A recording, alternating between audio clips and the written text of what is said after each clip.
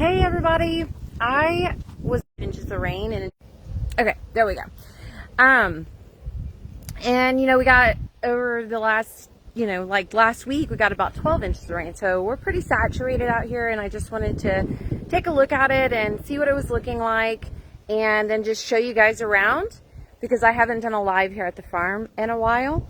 And after a rainstorm is a really good time to do a little bit of weeding. Of course, it's a good time to kind of see what growth has happened. And of course, this time of year, we're harvesting every single day because if not, we end up with giant squash, giant cucumbers, giant green beans. I mean, just things that are kind of unedible, okra, all that stuff that starts to harvest. And then if we want to get a lot of access to all the different flowers that we grow, the edible flowers, and the flowers for arranging flower arrangements and things like that, we've got to harvest from those regularly too.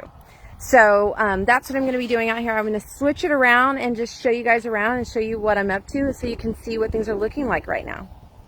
If you have any thoughts about anything, feel free to just jot them down there. It doesn't look like I currently can see any comments or anything like that. But I can go back into it later on and kind of fix them and answer your questions or anything like that. So definitely say hi. And if you have any questions. So, I'm out in Taft, Texas. That's where I do this gardening. I also have a backyard garden in Corpus Christi proper for a few more months. But these are new gardens. I do permaculture style gardening and integrative style gardening.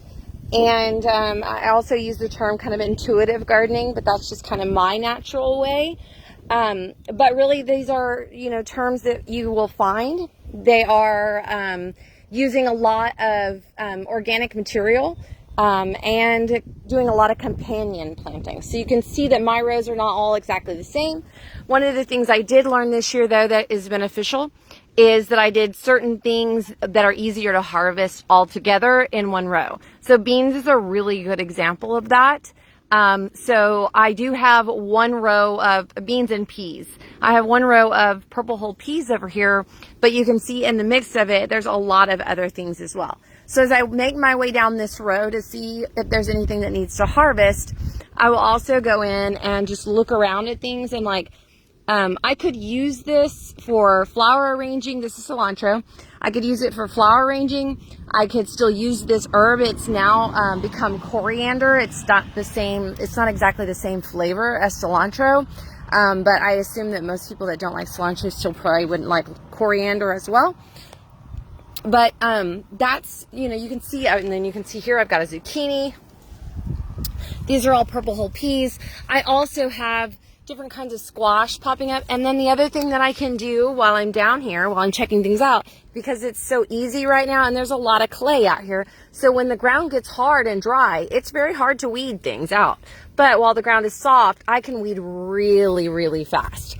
Now, one thing that we're running into right now is the mosquitoes, of course.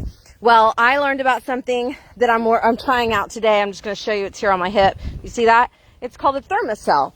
So I'm giving that a try. It's supposed to give me kind of a cloud of repellent just right around me for a few hours.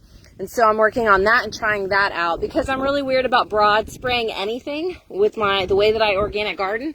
I don't want to do a lot of broad spraying because even the most natural organic repellents will kill the bees too. And the bees are just absolutely essential. We are truly having issues with pollinators. I can tell you as a gardener, that is reality, and I am seeing it very much so in the city, a little bit less out here. Now I still have some of my cauliflower. You can see in here a zinnia that's just now starting to pop up. And while I'm just investigating, I'm just down here right after a cool rain, nice rain. I'm just popping those weeds out. So it's just making my life a little bit easier. You can see here I've got some stuff that's probably cantaloupe or cucumber starting to come out. I've got some okra that's still pretty young, but I've also got some lettuce here. Now, this isn't lettuce that I'm going to eat. This is actually lettuce that I'm going to let stay there for reseeding. And you can see here I've got some more either okra or roselle. That's roselle. Marigolds, some more squash, and then all of these purple whole peas. And then of course right here is the bachelor button, and those are edible flowers. You can see some more of those right there. That's bachelor buttons. This is buckwheat. It's a great cover crop, so you can put a lot of it in here. This one's actually one that I buy from Baker Creek Heirloom. It's a ruby, bright red color as opposed to the more general one that's a white color. And it's really good for the soil. It's a good cover crop. It's good green manure. That's that carbon that we're looking for. But it also draws in the pollinators just as well as some of the other plants. So it's a really good one to intermingle into your garden. Here you can see those bachelor buttons again. But inside here you can see easily that thing we talked about the soil being soft and damp after a rain. As I'm walking through here, I'm just popping out weeds really fast. And you know, there's places where the weeds start to get out of control, and you manage it that way when you get to it, but don't stress yourself out about it. Now you can see here some of that lettuce that's going in there. I could probably harvest this lettuce. It might taste good because it hasn't started flowering, but sometimes even those high temperature days will just change the leaf texture, and it just doesn't taste sweet anymore. It tastes more bitter. So most of the lettuce that I still have out here will just primarily go to reseeding. And what will happen is that I can collect some of those seeds for next season, or I could just let them go back onto the ground and then they come up as a weed, which they're more helpful to me. Those weeds are more helpful to me than just the grass that we are dealing with down here, right? Here's some calendula. It's a great companion flower, but it's also a medicinal flower, and it's also an edible flower. So it's something that we can use for other purposes besides that, right? Some more bachelor button. I've still got some cabbage in the ground. I've still got broccoli that I'm harvesting the florets from, and they're looking really good. Like, there's no reason for me to take them out at this point. Now down here you can see I've got some squash down on the end. I try to put some bigger bushing squash on the end caps of rows and things like that. Still you can see some young cabbage. And the thing about it is that those cabbage are not causing me any problem. I've got plenty of room, plenty of land to keep planting plants. If I notice that there's an issue that I need to get them out of there, then it's super simple to just cut it off at the stem down here and then throw the plant to my chickens. But in the meantime, it's perfectly fine. It's not bothering anyone. And I could very well get a small, nice little cabbage head again from it. I've got some parsley here, kale. I let that kale grow even through the summertime. It'll be very bitter in the summertime, and it will potentially get some bugs in the summertime. However, it'll come back and be beautiful in the fall when the temperatures cool off, and I will have access to greens earlier than people that didn't go ahead and have some kale in the ground, right? Here is a plant. This is a hollyhock. It's kind of an experiment. My understanding about a hollyhock is similar to the artichoke in that it takes about 2 years before it flowers. It's a huge, beautiful flower, almost like a snapdragon, with a really, really tall stalk and lots of pretty flowers at the top of it. So this one's doing really well. I have to keep it alive through the summer, and I have to keep it alive again through another winter. And at that point, I will see flowers on this hollyhock next spring. Fun experiment with permaculture gardening. You can do that kind of stuff and just stick it right in the middle of everything else, because it'll just live there for 2 years, and the things on the sides of it will change. The tricky part with that sometimes can be if you're using animals to help you with the weeding and stuff like that, you don't really have exactly the same permaculture style, because you're going to lose some perennials and things like that. But that's just something to keep in mind in how you manage your animals, right? So what if instead I did my animals only in tunnels that went down the center here, right? Where I'd put down some mulch after they came through it.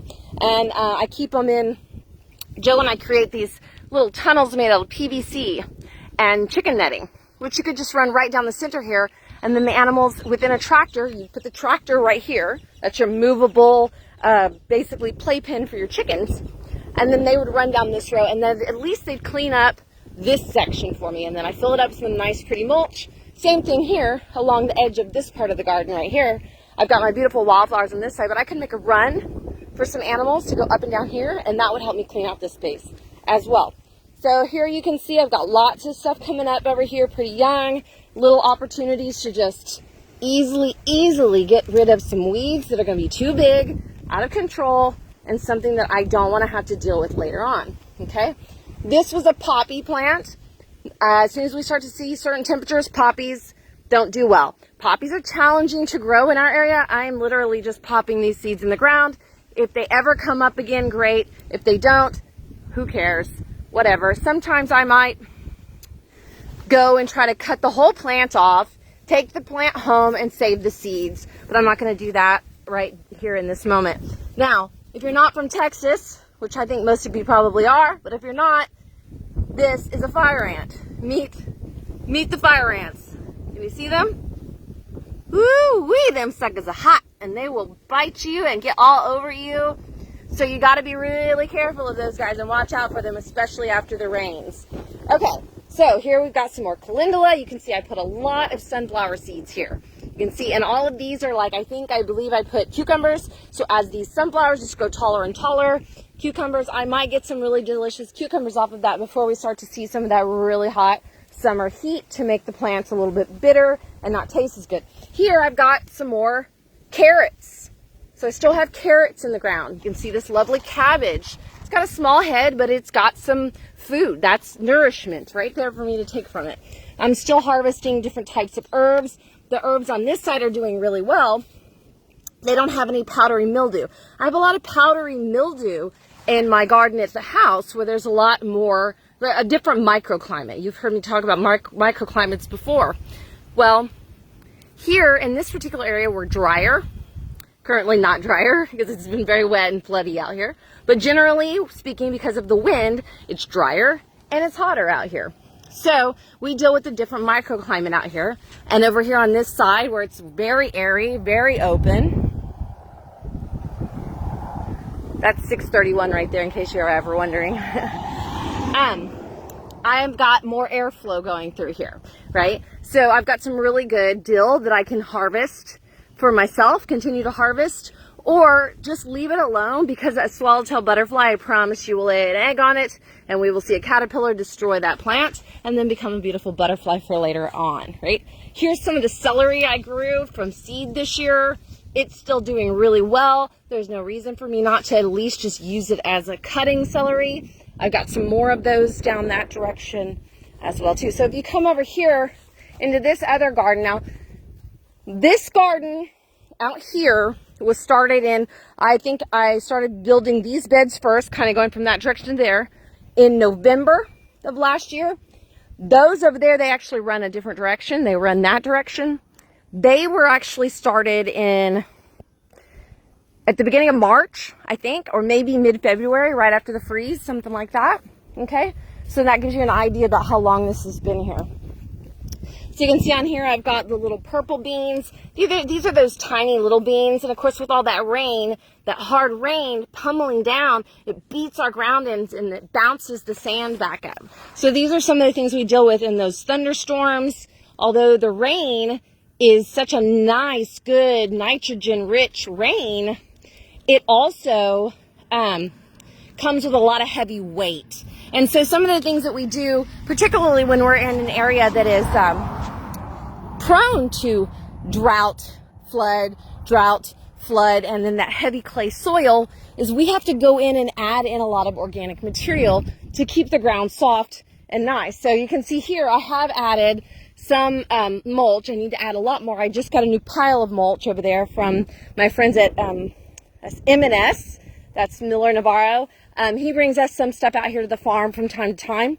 And you can see this direction where I don't have any of that kind of stuff down. So you can see the difference. But what I'm trying to do is build up a place to hold the water and to also just to create more life in the soil. The more stuff I grow on top, the more organic materials in the soil, the less of an issue I have with that pounding thunderstorm rain, right? Okay, so here you can see beans. I did a bean here, but it doesn't look like this row. You can even tell, like, this is the provider bean right here. That's a very good solid green bean. Almost every market farmer grows the provider bean. Over here on this row, I've got what would be considered like a filet bean or a Juliet style of bean. And so it's really long and thin. Things you would use for different types of beans. These are those big, fat, traditional green beans. The ones that you don't have to string, the stringless beans, right? These are those little tiny ones that you see in Bloody Mary mixes and all kinds of things like that. And the same thing with these. This is that Harcoat dirt bean. And, you know, it's just a little bean that you can use for a lot of different things. Looking at its plant growth, did it do as well? It did okay. But you can tell the difference between that and that bean and the provider bean. And you can see why the farmers are going to use that as a high quantity, high yield plant that grows well in our area. Okay, so looking here, you can see the integration I was talking about earlier. You can see all the different herbs. I've got sunflowers coming up, cucumbers. I put some vining things next to a lot of sunflowers so that they would crawl up like that. Here's my poppies that are starting to move on. Done with poppies. As they dry out, I can either just save those seed pods, or I can pop the seed pods right back into the ground so that the next year the weeds are the weeds I want, right? Some more of the bachelor buttons. Here you can see my onions, all of my different onions that are starting to, and knocking the top back and then just kind of keeping an eye on them at this point. So as I'm making my way around the garden, it's been a nice cool day with a lot of rain.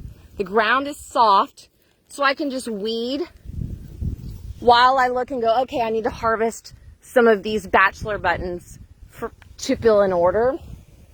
Harvest some of these pretty flowers. Start to look around and see, am I seeing any beans? Yep, here we go. So do I need to harvest this row? Is there enough beans on this row to go ahead and harvest? Sometimes I'll get in here at the perfect timing to find a ginormous caterpillar that I don't want. If I had chickens here, which I don't yet, I'd do that to my chickens. So yeah, so I can get in here and just kind of save this plant potentially sometimes. If it's a caterpillar that I care about, like the swallowtail or the monarch, or, you know, other certain ones. Now, did you see that? It just dropped right off. Like, literally, I could probably shake the plant and then just fall on the ground. See it right there? Look. Inchworm. I might just move it to that dill that I spoke about earlier. You can see here my slanch. I've been cutting off of this celery, but it's getting much bigger. And I don't have enough to do like heads of celery like you would do at the grocery store. But this is better tasting celery anyways. And the leaves are so flavorful. This is really good cutting celery, and celery that can be used for cooking with, because celery is so delicious to cook with. We talk about that a lot on the podcast. Now you can see my ant mounds there. Woo, fun stuff, huh? Now look here where my weeds start to get out of control. You can see here. Now if I had some of those animals, I put up the little tunnels in between here. I just run the tunnel with my chickens right down there. These are some older plants. That's a Romanesco cauliflower. Pretty much past its season, but the freeze threw us off a little bit. So you can see that's the part we just walked through. A very traditional integrated garden. A traditional integrated garden. And as I pass through all of these different things, I'm just taking a peek to see, do I need to harvest the providers again? Looks pretty good. And I want to look at my squash, because squash plants are starting to set. I want to look at things and just get a feel for what's going on. What do my onions look like? Are my squash setting? Why aren't they setting? You know, what's going on? Do I have issues with pollinators? What can I learn from what I'm looking at? I hate this weed. It makes us very unhappy. So I pull them out every time I see it, especially when it's seeding. I don't mind this weed because this is dandelion, and actually dandelion is just as edible as any other flower that I purposefully plant. So, plus it also draws calcium up from deeper in the soil. It has a really nice tap root. It goes way down deep and pulls calcium up. A lot of times my garden is looking for calcium. So, woo, look at that. What's that little sucker right there? I don't even know what it is. There's fire ants over here. Come on. What's that? I don't know. I can't tell. It's like probably like a little cupcake squash. Okay, look, cauliflower. Oh, ho, ho, ho, ho. Some more Romanesco. Some of this stuff I just planted it because I had the babies. I had the starts. Okay, so I can go in here and harvest this stuff. All the little florets that I have, and get myself some more broccoli. for the house. I've got a few radishes here that I can pop out. I have a customer that loves to buy my radishes. So anytime I've got some good radishes, I save them up for her. But again, I mentioned it's really easy to pull those weeds out right now. So as I'm walking through, I'm just popping things out as I can. And yes, this is much bigger than my backyard garden where I've taught that I do exactly the same thing. And yes, it will be a much bigger job to manage, but there are different ways to handle that. Like with the animals, as I mentioned before, the animals can help out. You can do tractoring with them. And then of course you can always get the weed eater out. You can always get the lawnmower out. Give yourself plenty of room within your rows. When you build your rows where you can get a machine through if you need to. I don't prefer the tractor, but I do completely am okay with mowing things down. Let that organic matter grow up really nice and big. Mow it down before it seeds. Ideally, you get to it before it seeds. But then you get into a situation here where it's like you want these beautiful wildflowers, just a nice chunk of flowers here, attracting pollinators and everything like that. And in the mix of that, there's some of the weeds we don't like. However, they're just as beneficial. There's a certain beetle that's attracted to this that will keep it off of your vegetables that you don't want it on. So the truth of the matter is all these beautiful flowers coming over here are just simply beneficial, even the ones that would be considered weeds, right? Like I said, though, I'm not a this one makes us sneeze. So we're not a big fan of it. We pull it out pretty regularly. Okay, this is my potato row. It's time probably to harvest my potatoes. In fact, you can see right there, there's already some that are poking through. Those are things that need to be covered up. You really don't want the potatoes to show through the ground. So look, you can see that big fat potato right there. I need to go ahead and just grab some dirt for it for now. Same thing, some of that heavy rain. But it's really pretty close for me to get in here and start harvesting that stuff. But I've got a little bit of corn in here on top of it. So I'm kind of having to decide, is it time for me to go ahead and harvest the corn? Is it time for me to, so I can harvest my potatoes too? So I'm looking at this and just, this is my first corn crop. This is not something I got into much, the corn, because it takes up so much space. And it's really not even that productive with the amount of space it takes up. So you see, I've got 1 ear of corn on here, right? 2 ears of corn, two ears of corn, and it took up this much space. So 2 times, and then once I open them up, because I organic farm, it's very likely that a lot of them have worms and things like that. My ground is not healthy enough to keep that from happening currently. And I live in an area where we have a lot of other types of pesticides and things going on that are not necessarily helping my endeavor to create a healthier place to grow corn. All of that aside, look how beautiful it is. Look at it. I'll grow corn just because I like looking at it. It's gorgeous in my gardens. And then step back behind my wallflower bed here. This is what the front of the farm looks like. Those are my dad's Spanish Lenoir grapes for his wine that he makes. Isn't that amazing? Gorgeous.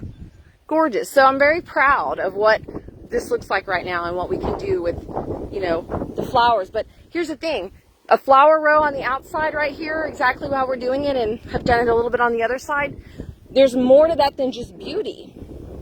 It is also very, very beneficial to have a row of flowers just like this on both sides, on all the sides of your garden, where you're trying to draw in more pollinators and all kinds of things like that. It's a method called farmscaping.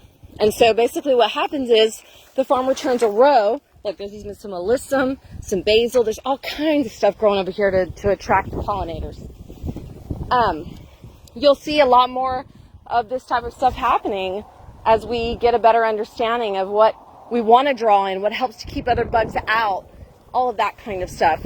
So, and then as I work my way a little bit further down here, you can see I intermingled beans and corn in these rows. Looks like I got quite a few beans to pick. Do you see that?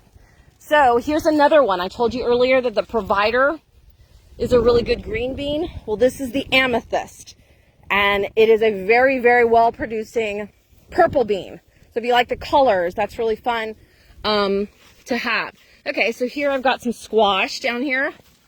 It's a very young little plant right there, a young little fruit. So I'm going to leave it on, but in a day or two, it will be huge. I've already seen one grow up overnight, literally.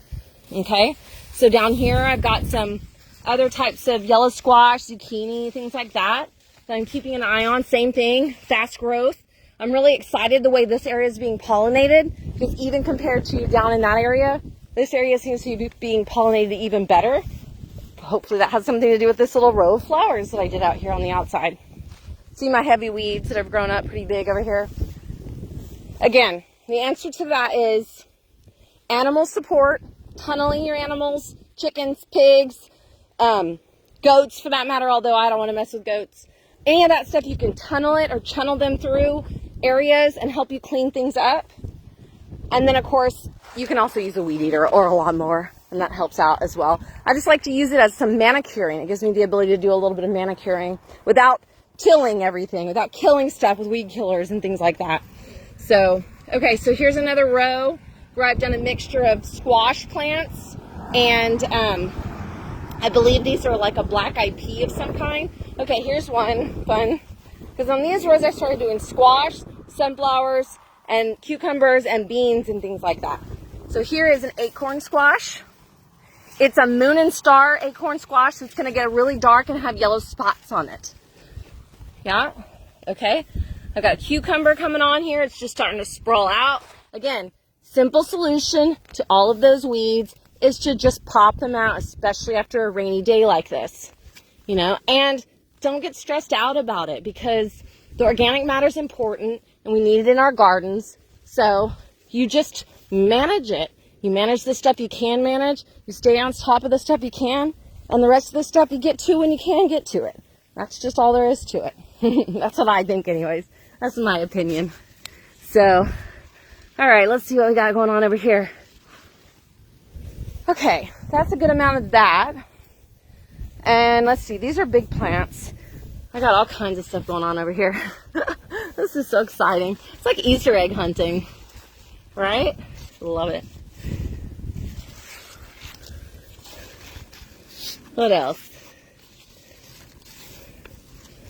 So you can see here I've intermingled all these nice vining squash. This is like pumpkin, acorn squash.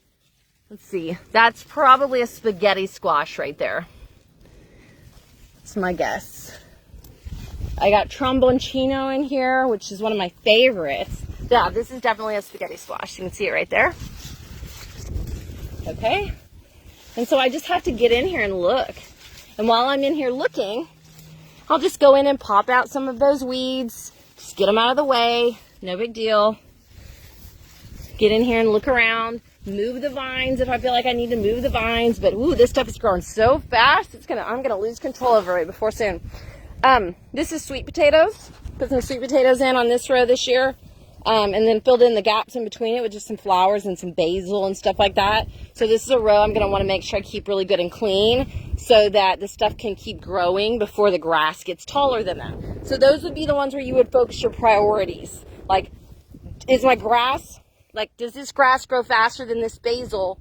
It probably will. So I want that basil to survive. So that would be priority with weeding, is that you go in around the plants that you want, that the grass is potentially growing taller than, and you manage that. But as you can see in my area over there, my plants had grown faster than the weeds had. So I've managed to keep that balance at this point. But you can see down here, where we were walking in over here, I'm gonna lose that pretty quick. So I'm gonna have to get in with some kind of a weed eater or something. So, all right, you can see here I've got some lima beans, zinnias, basil, melons. This rows over here is where I put in a lot of my melons, my cantaloupe, my watermelon, that kind of stuff like that. Okay, then I put in we put in this hugelkultur bed last year, and then weren't sure whether we were going to really even use it this year. And I had a lot of melon plants that I hadn't gotten planted yet, so I figured that would be a great place for us to do that. So popped in some of those. Still planting them as I've got good ones. Also filling it in with flowers. So before long, this will be a huge mound with, oh, I love you so much, Bermuda grass invasion of the world. I will try my hardest to keep it managed. But quickly, the watermelon, all that stuff will grow over, take over this huge, massive mound, and it will also have a lot of grass growing up in it too. But I will also have some delicious, amazing melons to eat, and they will be delicious, and I will love them. So we're gonna walk this way. This is, so that way's the vineyard. You can see how much work has gone into that. There's a lot of grapes on the vines already over there. And then here's the new vines that don't have trellising yet. These are the oldest vines that were the first trellis. And then we have a different variety over here. I believe this is the Concord. So you can see there are grapes. And over here, more grapes. This is the Spanish Lenoir. This is what he uses to make his wine with. So, after the freeze, this is what the grapes look like, in case anybody was wondering. And I am happy to do different types of tours, so if you're interested in coming out on a private tour, reach out to me so that we can get that set up. Okay, this is the more permanent garden. It's the garden where I have some trellising. Look at my swallowtails. This is why I don't kill things on my dill. This is why. Because of this guy right here. Oh my God, you're so beautiful. I love you so much. I'm so glad you came here to my garden. I made it just for you. Oh my God. Isn't that the most beautiful thing? So, that stripy little caterpillar that you'll see on your dill, that's a good guy. So plant more dill so that there's plenty of dill for you and for him. Look at my bees. They love the borage. So over here, I have a good amount of pollinators. You can see the difference, right? Look at all the flowers I have over here, though. Look at all the flowers. And I have a lot of the tomatoes growing over here. This is where my tomatoes grow, because this is where I have the trellising. I also put my peppers in over here. So peppers are starting to set more and more and more. Squash that vines, I tried to put it up on the fence over here. So I've got a couple of pumpkins that are coming on right there. And then down here, you can see more flowers, more bees, and tomatoes. And look at that puppy, spaghetti squash. Love it. Okay, so here's some of the rattlesnake beans. They're pole beans, so they've got to have the trellis. I also have this yard-long bean. You see here? This needs to be harvested today. This yard-long bean is also a trellising bean, so that's why I have to have this kind of trellising. Look at this row. Look at that sunflower. It's going to be so awesome. Look at this Cosmo. Are you kidding me, you guys? Look at it. And look at this one. They're magical. It's like a magical wonderland of flowers. And tomatoes. And cucumbers. And squash. It's delicious, too.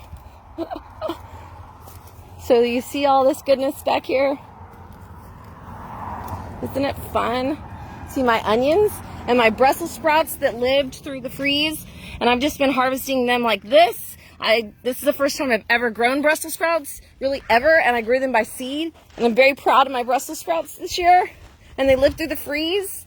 And so next year I'll learn even better how to do it. But look, I can just pop these off and use the little babies. And I still have beets. My beets that lived through the freeze, they're growing big and nice. I still have carrots and parsley. And the zinnias are popping. And I'm getting cucumbers. Get my cucumbers over here. They grow so fast. This one down here is a punakira. It's a different kind. I'm so excited to taste it. Then I had a salt and pepper, and then homemade pickles. That's my favorite. And then an Armenian, which I'm pretty sure this is an Armenian. Which an Armenian is actually a muskmelon or like a cantaloupe. But this one will stay through the summertime. Like, you can still keep eating this cucumber when the other cucumbers start to taste gross. So it's a good one to have planted to give you longer time with cucumber. See my baby cucumbers? And they grow fast, so I pick them fast because we're going to pickle them. We want to keep them small. Some more little yellow squash. See? I would even pick them that size. Good thing I have that thermocell around me. Can y'all see those mosquitoes flying? Holy moly. Them are some beasts. Okay, what else? Look, carrots, y'all. Carrots. This is integrated gardening, and I love it so much. And I'm so excited you guys are here with me. Look, I told you, that amethyst purple bean, that's a good one. I can tell you the farmers are growing a lot of that because it does well. It does real well. If they're not growing a lot of it, they should be because it's a good one. That is a good one. All right, so you can see here some more of that conversation I had about letting things flower, cover cropping. The cilantro does more than just give me cilantro for my salsa. It brings flowers, it brings pollinators to my garden. And I can use it to reseed. And it also feeds those caterpillars, just like the dill does. So I leave that stuff in here. This is lettuce. I just created 1 billion more lettuce plants. 1 billion, probably 3 billion. That's abundance right there.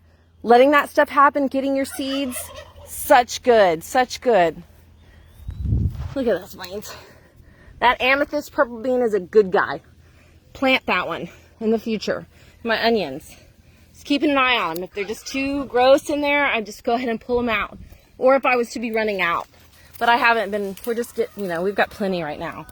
So just keeping an eye on everything as I harvest and weed.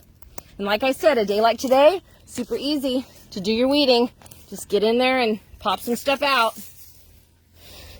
All right, that's really all I have for today, you guys. I wanted to show off the little farm and all the things we're doing out here with growing, and so much fun. And right after all that rain, I wanted you guys to see everything and what it was looking like out here. And before too long, we're gonna have a lot of figs because those are gonna be harvesting soon. But I'm harvesting all of this stuff, anything that my family's not eating or preserving in some way. We are selling in Aislynn's Overflow of Abundance, which is an online farm stand. It's a private group. Actually, I think it's a public group, but you have to be, I invite you in, that kind of thing. So if you want to check that out, let me know.